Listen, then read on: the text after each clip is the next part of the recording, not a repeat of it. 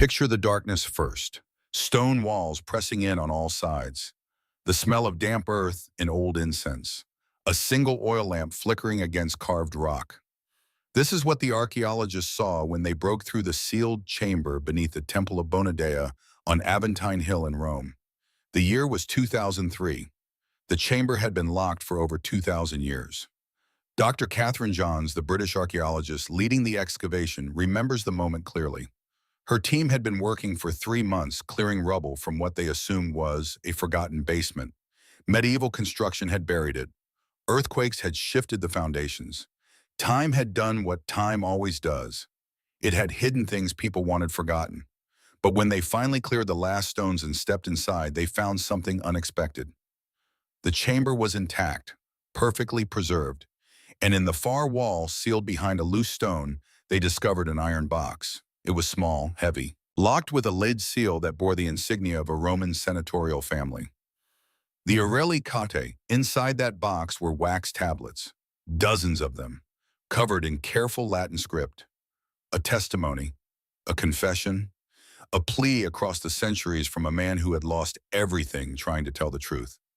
This is his story. The year is 167 BCE. Rome stands at the height of its power. The Republic controls most of the Mediterranean. Carthage lies in ruins. Macedonia has fallen.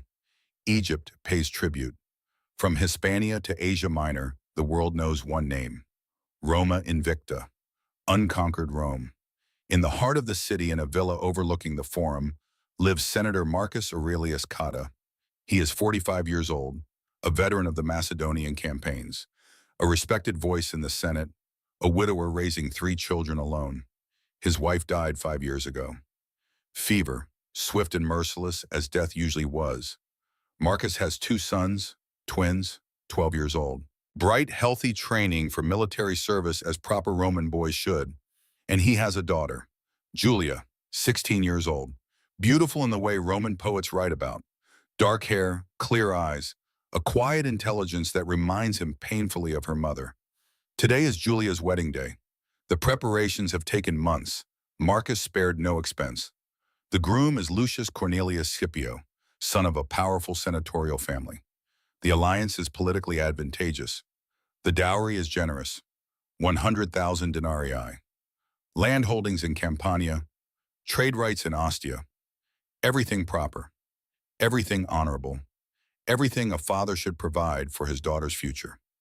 The ceremony takes place in the villa's atrium. 200 guests, senators and their families, military commanders, wealthy merchants, the social elite of Rome. They wear togas bleached brilliant white. Gold jewelry catches the September sunlight. Slaves move silently through the crowd carrying silver trays of wine and honeyed figs. Julia stands before the household altar. She wears the traditional bridal tunica recta woven in one piece on an upright loom, as custom demands. Her hair is arranged in the sine crines, 6 braids wrapped around her head and bound with woolen ribbons. Over her face hangs the flammium, the flame-colored veil that marks her as a bride. Marcus watches from his position of honor. He should feel pride, joy, the satisfaction of duty well performed. Instead, a cold weight sits in his chest. It has been there for 2 weeks, since the conversation with his old friend, Senator Quintus Fabius Maximus. They had been drinking wine in the evening, just the 2 of them. Old soldiers sharing old stories. Then Quintus had asked a simple question. "You've arranged the temple ritual, of course." Marcus had nodded. "Of course, the purification ceremony, as tradition requires." Quintus had looked at him strangely. "You know what that actually involves? The blessing of Bonadea. The priests perform the sacred rites. Julia will be purified before entering her husband's household." Quintus had put down his wine cup. His voice dropped. "Marcus, brother, I paid 50,000 denarii to exempt my daughter from that ritual." Marcus had laughed. 50,000? For what? It's just a blessing ceremony." No, Quintus had not been laughing. "It's not. Go to the temple. Ask the priest exactly what the purification entails. Ask them what happens in that underground chamber. Ask them why wealthy families pay fortunes to avoid it." Marcus had dismissed it. Quintus had always been overprotective of his daughters. Probably some superstitious nonsense about old rituals and bad luck. Marcus was a military man, a rational man. He didn't believe in superstitions, but the conversation had stayed with him. So 3 days before the wedding, he had gone to the temple of Bona Dea. He had requested an audience with the head priest, a man named Gaius Livius. Marcus had explained his position, his daughter's upcoming wedding, his desire to understand the ceremony better. Gaius Livius had been smooth, polite, evasive. The rites of Bona Dea are sacred mysteries, Senator. They cannot be disclosed to men, not even to fathers. The goddess demands female purity. The ritual ensures that purity before marriage. But what does the ritual involve? Marcus had pressed. I am her father. I have authority over her until she passes to her husband's household. The gods have higher authority. Gaius's smile had been cold. Your daughter will be brought to the temple after the wedding feast. Our attendants will prepare her. The purification will be performed according to ancient law. She will be returned to you blessed and ready for marriage. This is how it has always been done. And if I refuse to send her, the smile had vanished. The marriage cannot be legally completed without purification. The law of the 12 tables is explicit. No bride of proper Roman family may enter marriage without purification by the appointed guardians. To refuse is to violate sacred law. Your family would face charges of impiety. The marriage contract would be void. The political alliance you've arranged would collapse. Marcus had tried another approach. I've heard that some families pay for an alternative ceremony. Symbolic purification. Gaius had nodded. For families of sufficient wealth and influence, we can perform the ritual above ground. A symbolic blessing. The goddess accepts this from those who make appropriate offerings. How much? 50,000 denarii. Marcus had felt his stomach drop. He was wealthy by most standards. The dowry of 100,000 denarii represented years of careful investment and management. But it was exactly that, a dowry, already committed, already part of the marriage contract. To produce another 50,000 denarii in 3 days would require selling property at massive losses, borrowing from moneylenders at ruinous interest rates, begging favors from political allies that would cost him far more than money in the long run. I need time, Marcus had said. 2 weeks. I can raise the funds if you give me 2 weeks. Gaius had shaken his head. The wedding is in 3 days, Senator. The law does not wait. Your daughter will undergo purification. If you wish to discuss symbolic alternatives for future occasions, my door is always open. But this time, the ritual will proceed as tradition demands. Marcus had left the temple with that cold weight in his chest. He had considered his options.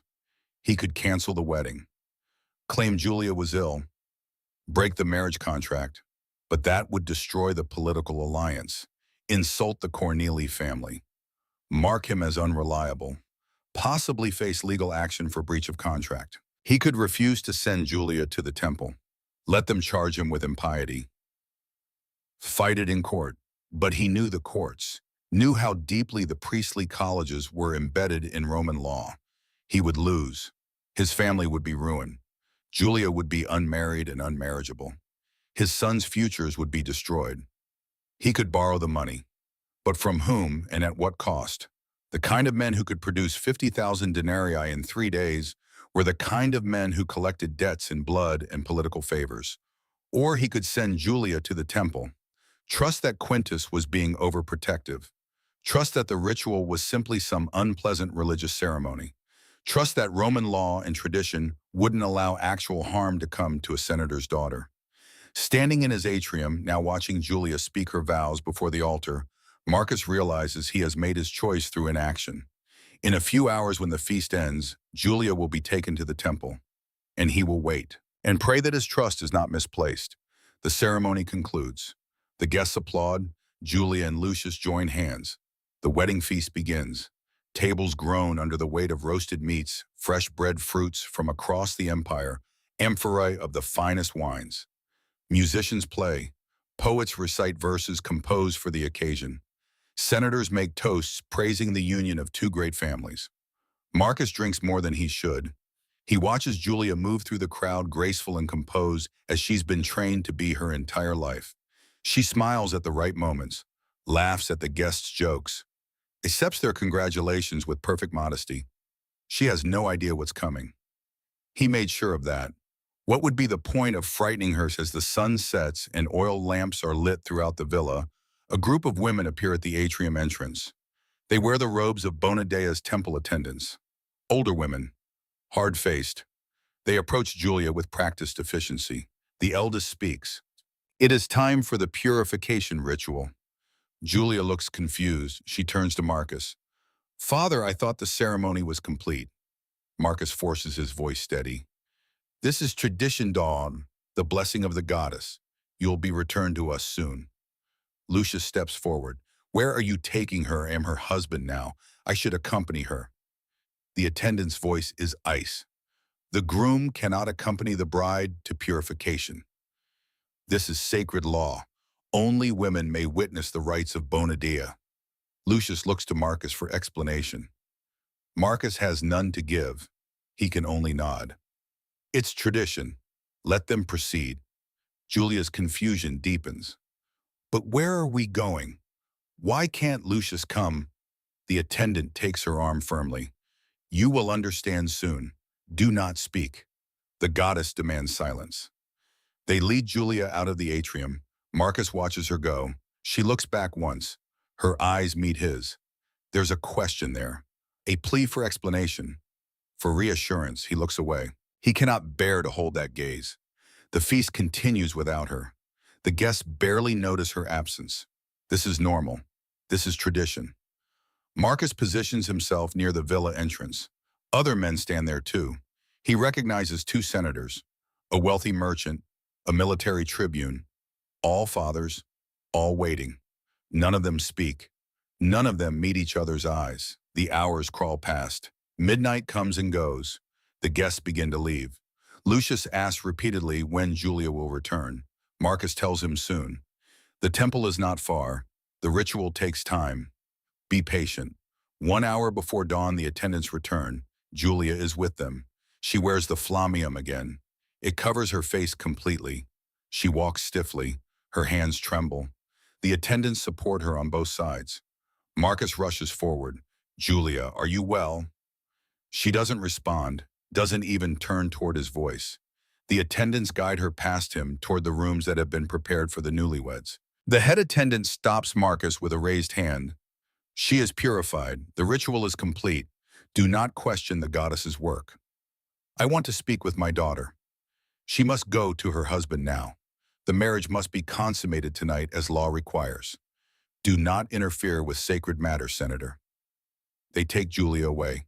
Marcus stands in his own atrium, in his own home, powerless. Lucius follows the attendants eagerly. He's young, 22. He has no idea. He thinks this is all normal. Marcus climbs the stairs to his own chambers. He cannot sleep. He sits by the window, watching the sky lighten over Rome. Sometime near dawn, he hears it. Soft at first, then louder. Crying. Not the quiet tears of wedding night nervousness. Something raw, more desperate. It's coming from Julia's room. Marcus moves down the hallway, stands outside the door, considers knocking. The crying continues. He hears Lucius's voice, confused. Julia, what's wrong? Did I hurt you? I'm sorry, I was gentle as I could be. Please tell me what's wrong. Julia doesn't answer, just keeps crying. Marcus raises his hand to knock. The head attendant appears from nowhere. How long has she been in the hallway? Do not interfere, Senator. She will adjust. This is normal. Normal, she's sobbing. She is a virgin on her wedding night. Of course she is frightened. It will pass. I want to speak with her. In the morning, let her husband comfort her. This is no longer your concern. The attendant's hand rests on a small knife at her belt. Not a threat, just a reminder. Temple attendants have legal authority in sacred matters. If Marcus forces entry into that room, he could be charged with interfering in religious rites. The charge would stick. The priest would make sure of it. So Marcus returns to his room and waits for morning. Dawn comes. The crying has stopped. Marcus dresses and goes downstairs. He finds Lucius in the atrium looking exhausted and confused. How is Julia? Marcus asks. Lucius shakes his head. She won't speak. She won't let me touch her. When I tried to be close to her, she screamed. actually screamed. I don't understand. The attendant said the purification ritual would prepare her, but she seems terrified. Of me. Of everything. Marcus makes a decision. I need to check on her. He climbs the stairs before anyone can stop him. Knocks on Julia's door. No answer. He pushes it open. Julia sits on the bed, still wearing the flamium. She hasn't removed it. She stares at the wall. Julia, daughter, it's me. She doesn't react. Marcus sits beside her. Gently, slowly, he reaches for the veil. She flinches violently at his touch, but doesn't resist. He lifts the flamium. Julia's face is blank. Empty. Her eyes are red from crying, but dry now. There's a bruise forming on her jaw, finger marks on her upper arms. When Marcus takes her hand, she pulls it away instinctively, then freezes as if expecting punishment for the refusal.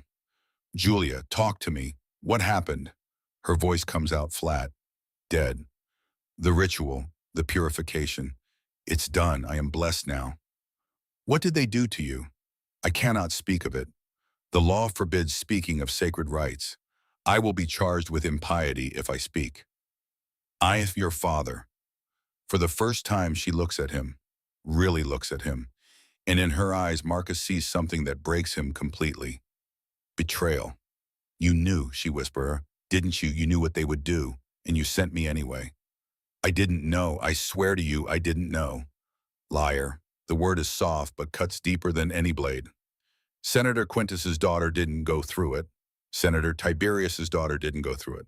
The rich girls don't go through it. Only the ones whose fathers don't pay enough. Only the ones whose fathers don't protect them. Julia, I tried. I went to the priests. They wanted 50,000 denarii. I didn't have time to raise it. I didn't know what the ritual actually was. You thought it didn't matter. She stands, moves to the window, won't look at him. You thought whatever happened to me was worth less than 50,000 denarii, worth less than your political alliance, worth less than your honor. That's not true. Then why didn't you stop it? You're a senator. You command legions. You make lavas, but you couldn't protect your own daughter from men who claimed divine right to... She stops, takes a breath. I cannot speak of it. The law forbids it. Marcus sees something on the floor, a cloth, white fabric stained dark.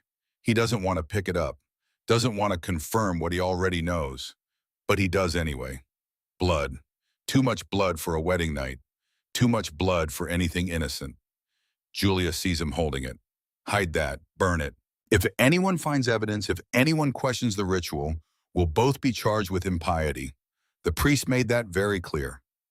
Marcus stands, moves toward her. Julia, I will make this right. I swear to you, I will find out what happened. I will bring those responsible to justice. She laughs. It's a terrible sound, Boa. Justice, Father, it was legal, it was sacred, it was tradition. What they did to me was protected by law, ordered by law. You cannot bring charges against the gods. Then I'll change the law. You're one senator among 300. The priests control half of them. The old families who already paid the bribes won't help you. They got their daughters out. Why would they care about the girls who couldn't afford exemption? I'll find a way. Julia finally turns to face him fully. You want to help me? Then leave me alone. Let me adjust as the attendant said. Let me become the proper Roman wife I'm supposed to be. Let me forget that my own father valued his political career more than my safety. Julia, please. Get out. Marcus leaves. The bloody cloth is still in his hand. He takes it to his private office, locks the door, sits at his desk staring at the evidence of his failure. He has committed the greatest betrayal a father can commit. He knew something was wrong.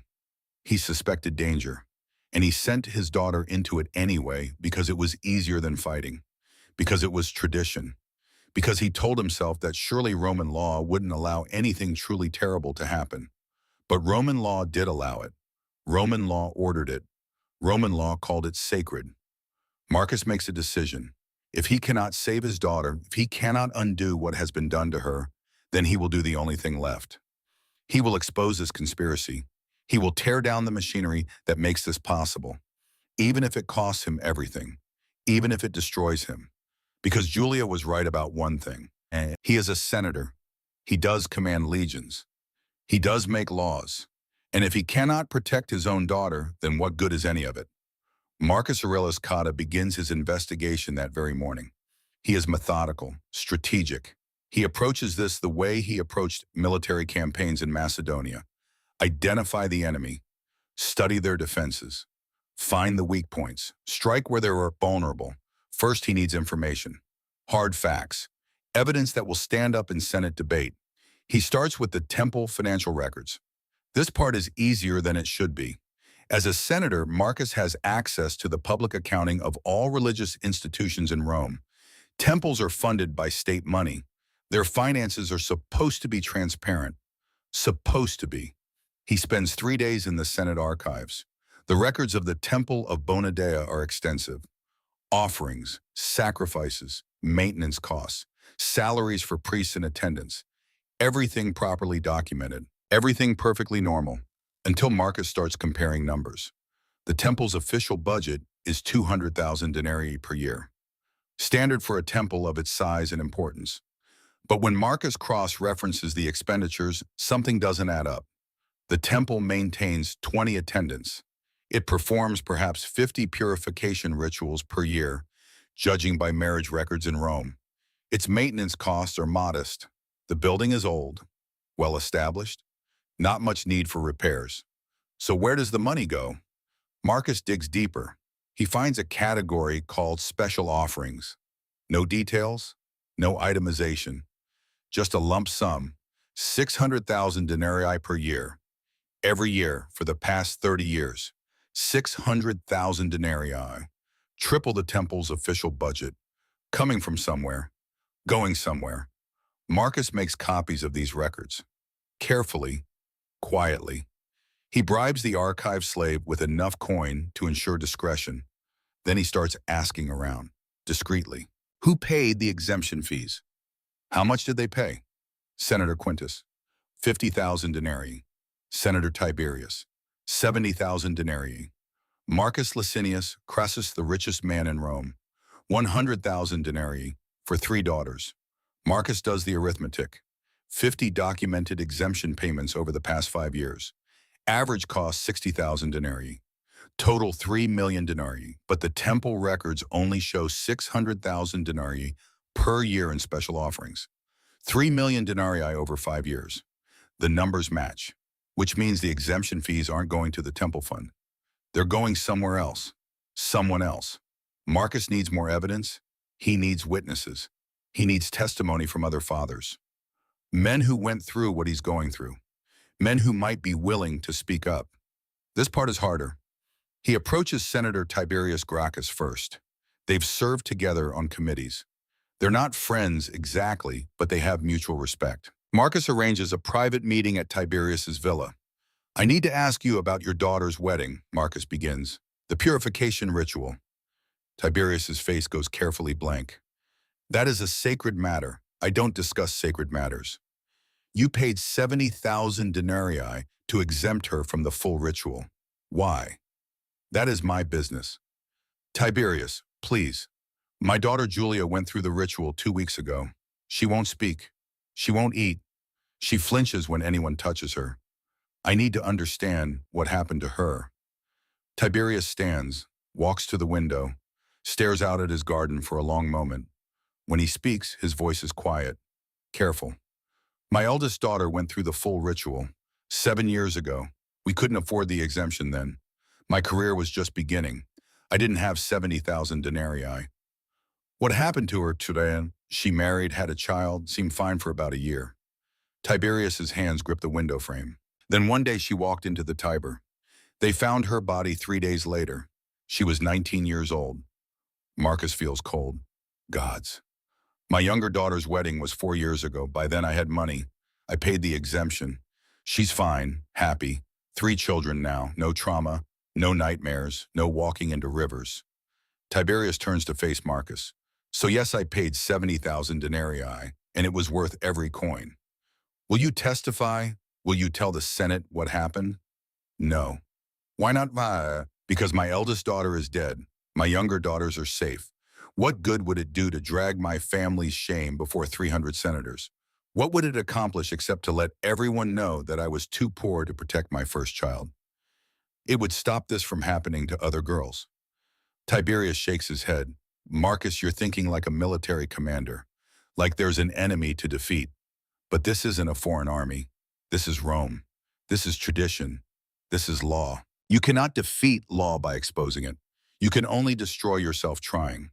So I should do nothing. You should protect your remaining children. You have two sons. Focus on their futures. Let Julia heal as best she can. And make sure you have enough money set aside for when your sons marry, so their wives don't suffer what your daughters suffered. Marcus leaves that meeting with a sick feeling in his stomach. Tiberius's words echo in his mind. You cannot defeat law by exposing it. But he keeps trying. He finds two more fathers willing to talk. Both tell similar stories. Daughters who went through the ritual, daughters who never fully recovered. But neither will testify publicly. Then Marcus meets Hispala Ficinia. She finds him actually, sends a message through a trusted slave, requests a meeting in a public place. The forum, midday, where anyone can see them, but no one can hear them clearly. Hispala is 62 years old, a freed woman. She was a slave, but once then a prostitute, then freed by a generous patron. She's been in Rome her whole life. She's seen things. Senator Marcus Aurelius Cotta, she says when they meet, I hear you're asking questions about the Temple of Bonadea. You heard correctly. I also hear you're planning to bring charges before the Senate. I'm considering it. Hispala smiles. It's not a happy smile. 21 years ago, I stood before the Senate and testified about the Bacchanalia. You were young then. Maybe you don't remember. The secret cult that was operating across Italy, sexual abuse, coercion, drugging, murder, all hidden under religious ritual. Marcus remembers, vaguely. He was 26 then, just beginning his political career. The Bacchanalia scandal had been huge. Arrests across the entire peninsula, executions, temple closures. You were the one who exposed it, Marcus says. I was the one who testified yes, and the Senate acted. They shut down the cult. They arrested the leaders. They made it illegal to practice Bacchic rites without state approval. Hispala's smile fades. But when I tried to mention the Temple of Bonadea in my testimony, they stopped me, told me the Bacchanalia was different. That was a foreign cult, foreign perversion. The rites of Bonadea are Roman tradition, sacred Roman tradition. We do not investigate tradition. Who said that? The consul himself, Spurius Postumius Albinus. He shut me down before I could even describe what happens in those underground chambers.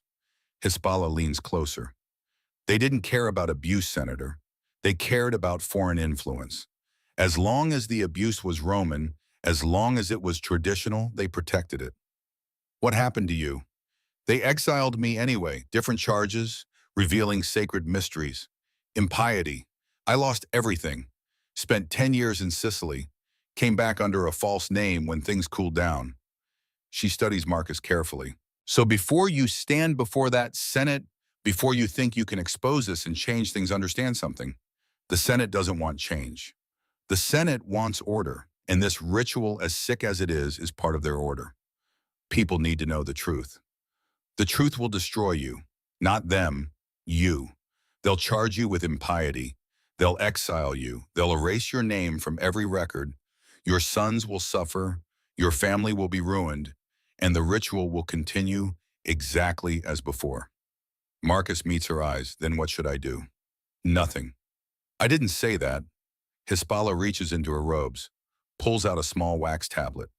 I've been documenting things for 21 years. Names, dates, girls who went through the ritual and didn't survive it, girls who killed themselves afterward, families who paid the exemption, amounts, where the money went, everything. She hands Marcus the tablet. If you're going to do this, do it right. Don't just testify. Build a case they cannot ignore. Get the financial records. Get witness statements. Get physical evidence. Make it so damning that even the Senate cannot protect the priests. Will you testify with me? No, I've already been exiled once. I won't risk it again. Hispala stands to leave. But I'll help you. I'll give you names, contacts, information. You'll need allies, Senator. Men with power who might support you. Men with daughters. Men who remember what it felt like to send their girls into that temple. Why are you helping me? She looks at him for a long moment. Because 21 years ago, I thought exposing the Bacchanalia would matter. I thought one cult's destruction would send a message. But it didn't. The abuse just moved, changed names, put on different masks. Maybe if someone with your power, your position, your voice speaks up, maybe this time it will actually matter. She walks away before Marcus can respond. That night, Marcus reads through Hispala's documentation. It's meticulous. 53 names over 21 years. Girls who died by suicide within a year of their weddings. Cross-referenced with marriage records. Dates of purification rituals. 53 dead girls that they know about. How many more weren't documented? How many families kept it quiet? Marcus adds his own daughter's name to the list. Julia isn't dead, but part of her is. He can see it in her eyes. Over the next 4 months, Marcus builds his case. He works in secret, tells no one, not even Julia, especially not Julia. She's barely speaking to him as it is. He copies more financial records, documents the flow of exemption fees, traces where the money goes. Most of it goes directly to the personal estates of the head priests. Some goes to bribes, paying off Senate officials, keeping magistrates quiet. He finds architectural records for the temple, discovers that the underground chambers were added 300 years ago. They're not part of the original temple. They're not ancient. They're not sacred. They're a modification made during a corrupt period in Roman history when the priestly colleges had too much power and too little oversight. He researches the law itself, the 12 tables, Rome's foundational legal code. He finds the clause about purification, reads it carefully. No bride of proper Roman family may enter marriage without purification by appointed guardians. But when Marcus digs deeper, he finds something interesting. That clause doesn't appear in the earliest surviving copies of the 12 tables. It was added later, around 300 BCE, during a period when the priests' college had significant political power. It was never voted on by the people, never approved by the Senate, just inserted into law by religious authorities who claimed divine mandate. The ritual isn't ancient tradition. It's a 300-year-old scam. Marcus finds more fathers willing to talk. Not publicly, but willing to provide written statements. Sealed, anonymous, describing what happened to their daughters. Most of these men are wealthy now. They paid the exemptions for their younger daughters. But they remember. And some of them are angry enough to help. By March of 166 BC, 6 months after Julia's wedding, Marcus has everything he needs. Financial records proving fraud, architectural evidence showing the chambers aren't ancient, legal research proving the law was illegitimately added, written testimony from a dozen fathers, Hispala's documentation of 53 deaths. It's time. Marcus requests an emergency session of the Senate. He invokes his right as a senator to address matters of public corruption. The session is granted. 300 senators attend. It's unusual enough to draw a crowd. Head priest Gaius Livius is there too. He has allies in the Senate, friends, men he's enriched, men whose daughters he exempted for reduced fees, men who owe him. The session begins. Marcus stands in the center of the Senate floor. In his hands, he holds copies of all his evidence. His voice is steady. He's given speeches before, commanded armies, faced enemy charges. But this is different. This is Rome, and he's about to call his own city criminal. Conscript fathers, he begins. The traditional address. I stand before you today to report corruption in our sacred institutions. Corruption that threatens the foundation of Roman family life. Corruption that has caused the deaths of Roman citizens. Corruption protected by those who claim divine authority. He lays out the evidence methodically. The financial records first. 600,000 denarii per year in undocumented special offerings. Exemption fees that go directly to priests' personal estates. Money that never touches temple funds. 3 senators stand immediately, supporters of the temple. This is blasphemy. How dare you question the sacred finances of Bona Dea? The consul Manius Juventius Thelna calls for order. Let him speak. He has invoked his right to address corruption. We will hear him. Marcus continues. The architectural evidence. The chambers added 300 years ago. Not ancient, not original, built during a corrupt period in Roman history. More shouting. The temple's history is sacred. You have no right to question it. Then Marcus presents the legal research, the clause about purification not appearing in early copies of the 12 tables, added without vote, without approval, by priestly authority alone. Now the Senate is divided. Younger senators look interested, engaged. Older senators look uncomfortable, defensive.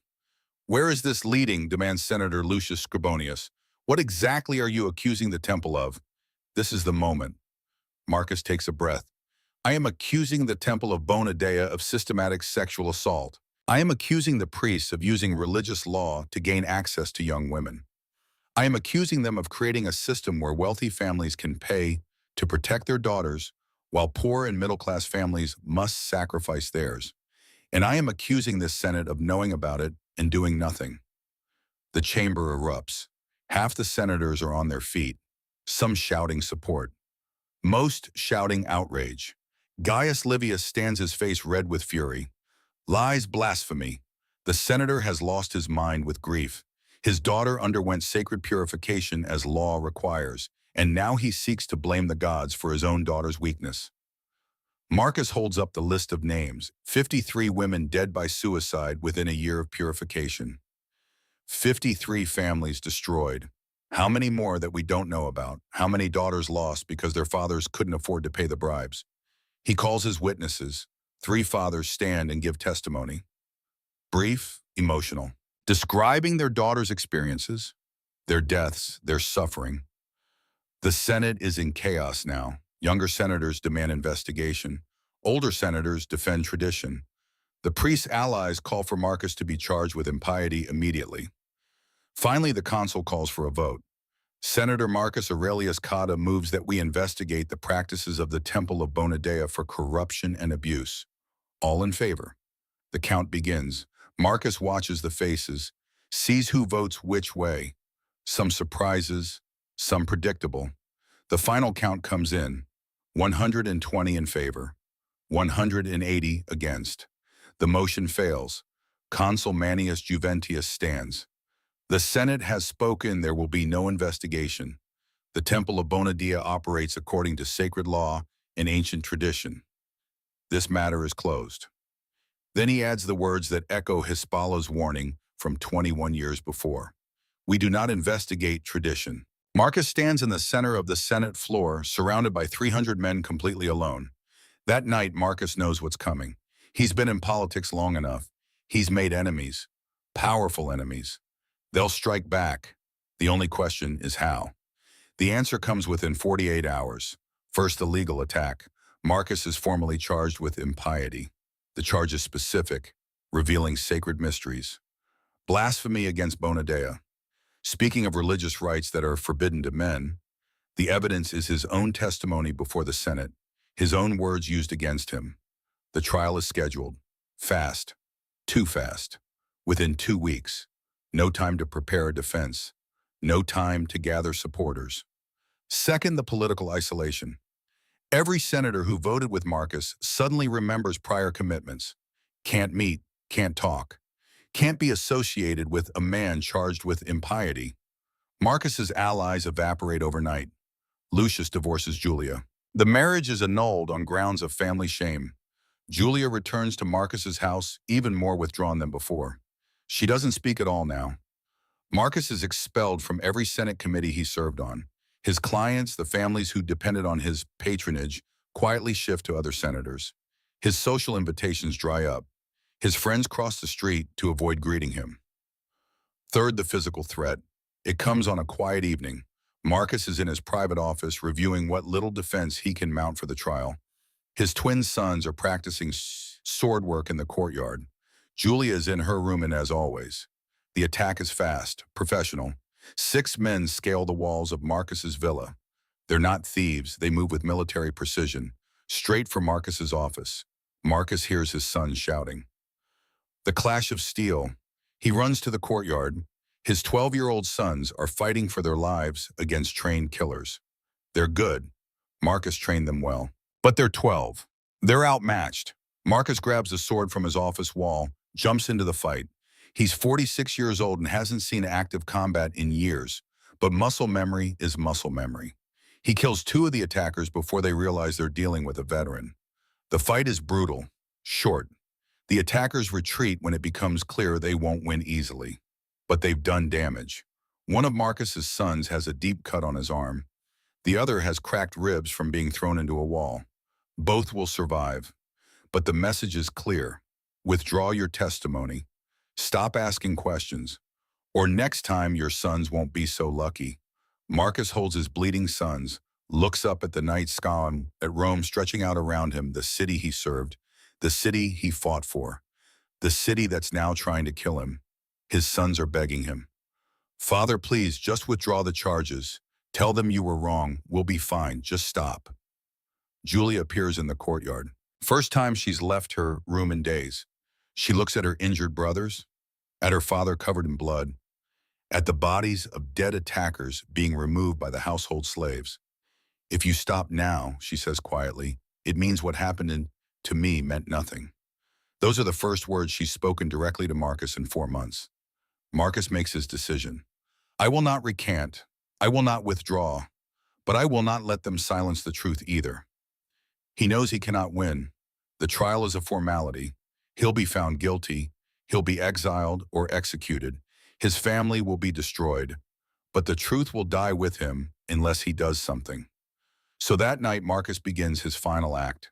He takes out fresh wax tablets, the expensive kind, made to last, and he writes everything. He writes about Julia's wedding, about his failure to protect her, about the investigation he conducted. Every detail, every piece of evidence, names, dates, financial records, all of it. He writes Julia's testimony. She tells him everything that happened in that underground chamber, everything the priest did. She speaks for hours, crying, shaking, but determined that someone someday should know the truth. Marcus writes it all down, word for word. He includes the witness statements, the list of dead girls, the architectural evidence, the legal research, everything he presented to the Senate and everything he didn't have time to present. Then he writes a final message to whoever finds this, whenever they find it. I am Marcus Aurelius Cotta, Senator of Rome, veteran of the Macedonian campaigns, father to Julia Gaius and Marcus the Younger. I write this in the year 166 BCE in the consulship of Manius Juventius Thalna and Quintus Cassius Longinus. I write it knowing I will be destroyed for speaking truth. I write it hoping that someone someday will read this and understand what Rome became, what we allowed to happen, what we called sacred to hide what was simply criminal. Do not let them say this never happened.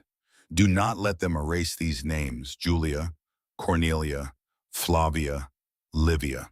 He lists all 53 girls from Hispalla's documentation, all the daughters who died. Remember them, remember us, and do not call it tradition when it is simply evil. Marcus seals the tablets in an iron box, uses his signet ring to seal it with lead. Then he has to decide where to hide it. Somewhere it will survive, somewhere it might be found, but not somewhere the priest will look immediately. The answer is obvious. Horrible, but obvious. Marcus waits until the night before his trial. He takes the iron box and a bag of coins, goes to the temple of Bonadia. The night guard is a young man, easily bribed. Marcus descends into the underground chamber where Julia was assaulted, where hundreds of girls have been assaulted over 3 centuries. The walls are covered with names, carved into stone, some carefully engraved, some scratched desperately. Marcus reads them in the lamplight. Cornelia, Flavia, Livia, Claudia, Tertia, Prima, so many names, so many girls, so much suffering hidden beneath Rome's streets. He finds a loose stone in the wall, pulls it free. The cavity behind it is perfect. He places the iron box inside, seals it with mortar, replaces the stone. Above the hiding spot, he carves a message in Greek, so the Latin-speaking priest won't notice it immediately. 2 words, Aletheia meni, truth remains. Marcus steps back, looks around the chamber one last time. This is where his daughter's innocence died, where her trust in him died, where his honor died. I failed you, he whispers to the empty room. but I will not let them forget you. He turns to leave. The night guard is gone. In his place stands Gaius Livius, the head priest, with 4 temple attendants. Senator Marcus Aurelius Cotta, Gaius says, you have defiled sacred space. You have entered a chamber forbidden to men. You have violated every law of the goddess. Marcus doesn't run, doesn't fight. I know. What were you doing here, praying? Liar, what did you hide in that wall? Nothing. They search him, find nothing. They search the chamber, don't find the loose stone. The mortar is still wet, but in the darkness it looks like every other stone. You will come with us, Gaius says. The magistrates will hear of this new crime. They take Marcus to prison, add the new charge to his impiety case, trespassing in sacred space, defiling the temple. The evidence is overwhelming. He was caught inside by the head priest himself. The trial happens the next day, March 165 BCE, 1 year almost to the day after Julia's wedding. The court is packed. Everyone wants to see the senator who challenged the gods. The charges are read: impiety, revealing sacred mysteries, defiling sacred space, blasphemy. The prosecutor presents the evidence. Marcus's own Senate testimony. The head priest's eyewitness account of Marcus in the forbidden chamber. Marcus is asked if he has a defense. He stands, looks around the court, at the judges who have already decided his fate, at the crowd come to watch his destruction, at his 2 sons in the back trying not to cry, at Julia, her face blank. I have no defense, Marcus says. I did everything they say I did. I revealed what happens in that chamber. I called it criminal. I entered sacred space, and I would do it all again. Because what happens to our daughters in that temple is not sacred. It is evil, and calling something tradition does not make it right. The verdict is immediate, guilty on all charges. The sentence is exile, permanent exile to Corsica. All property confiscated, family names stricken from official records. His sons will not be allowed to hold public office, ever. The family line is ended. Marcus is allowed 1 hour to say goodbye. Julia visits him in the prison. She brings a small scroll. Other women, she says, I've been talking to them, women who went through the ritual. They want their names remembered too. The scroll contains 50 names, women who survived the ritual but carry its scars, women who wanted someone to know. Marcus holds his daughter. For the first time since the wedding, she lets him. I'm sorry, he whispers. I know. Will you ever forgive me? Julia pulls back, looks at him. I don't know, but thank you for trying. Thank you for believing me. Thank you for fighting. Most fathers don't even do that. She leaves. Marcus adds the 50 names from her scroll to his memory. One more list to remember. One more testament to what Rome allows. His sons visit last. Twin boys, 12 years old, too young to understand politics, too young to understand why their father has to leave. Will we see you again, one asks. Marcus lies. Of course, exile doesn't last forever. They leave crying. The next morning, Marcus is put on a ship to Corsica. The island is harsh, rocky, poor. The exile community there consists mostly of political criminals and religious dissidents. Men who crossed the wrong people, spoke the wrong truths, asked the wrong questions. Marcus is 47 years old. He will live exactly 2 more years. The official cause of death is fever. But the other exiles whisper different stories. Poisoning, assassination. The priests have longer memories and longer reach.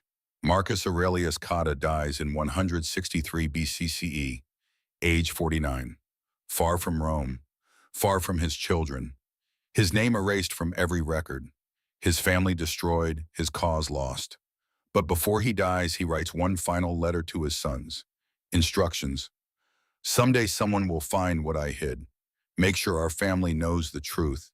Make sure they remember why I did this. Make sure they know it mattered. The letter is passed down through generations. A family secret, a family shame. Depending on which generation you ask.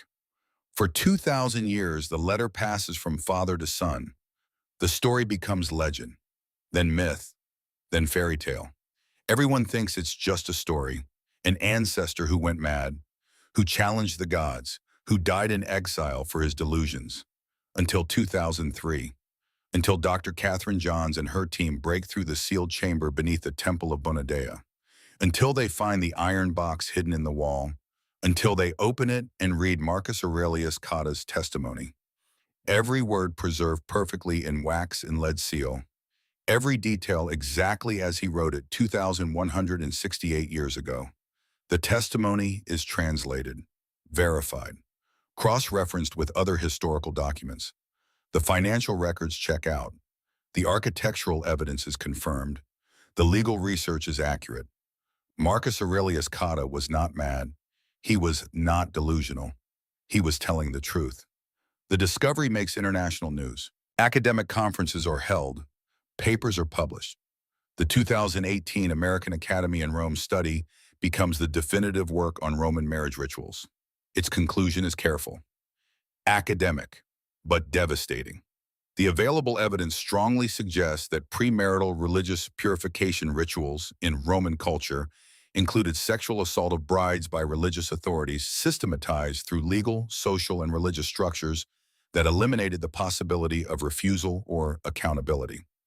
Dr. Johns personally tracks down the Cotta family line. It still exists.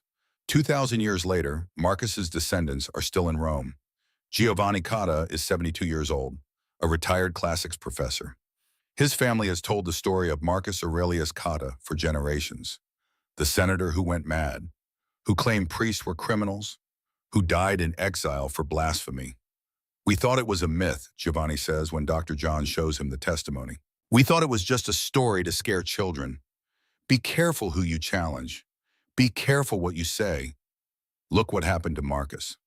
But now holding the actual wax tablets, reading his ancestors' actual words, Giovanni understands. He was right. He was telling the truth. And we called him mad for 2,000 years. The Italian Archaeological Society holds a ceremony. Marcus Aurelius Cotta is officially recognized. Defender of the innocent, seeker of justice. A man who stood against systemic evil when everyone else looked away. A plaque is installed at the Aventine Hill site in memory of Senator Marcus Aurelius Cotta, who risked everything to expose injustice, and the 427 women whose names he helped preserve. Giovanni stands in the underground chamber. The same chamber where Julia was assaulted, where Marcus hid his testimony. The walls are still covered with names. He finds Julia's name. Evelia Marci Filia, Julia, daughter of Marcus. Next to it, still visible after 2 millennia, carved in Greek, Aletheia Mene, truth remains. Giovanni touches the letters, carved by his ancestor's hand 2,000 years ago. A promise, a hope, a desperate belief that somehow, someday, the truth would matter. It did matter, Giovanni whispers. It took 2,000 years, but it mattered. The documentary crews film everything. The discovery, the translation, the ceremony, Giovanni reading his ancestors' words, the names on the walls, the iron box, the Greek inscription. The story spreads. Not just in academic circles, everywhere, because this is not just about Rome. This is not just about ancient history.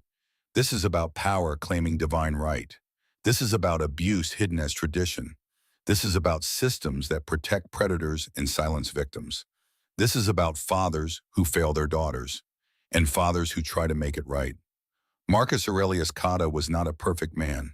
He believed in tradition, in authority, in order. He sent his daughter to that temple because it was easier than fighting, because it was what everyone did, because surely Roman law wouldn't allow anything truly terrible. But when he learned the truth, he didn't look away. When tradition demanded his silence, he spoke. When authority threatened him, he gathered evidence. When the system tried to destroy him, he made sure the truth would survive. He died in exile, his name erased, his family ruined, his cause seemingly lost. But truth remains. The names remain. And 2,000 years later, we finally hear them. Julia, Cornelia, Flavia, Livia, Claudia, Tertia, Prima, 427 names carved into stone by women who could not speak but refused to be forgotten. And Marcus, the father who failed his daughter but spent his last years trying to protect every other daughter in Rome, who gave everything to expose what everyone else wanted hidden, who trusted that someday, somehow, truth would matter more than a tradition. He was right. Stand in that chamber today, beneath the ruins of the Temple of Bonadea. Look at the walls covered in names. Touch the stone where Marcus hid his testimony. Read the Greek inscription he carved before they took him away.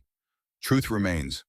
Marcus Aurelius Cotta, senator, veteran, father, witness. Your testimony survived. Your truth won.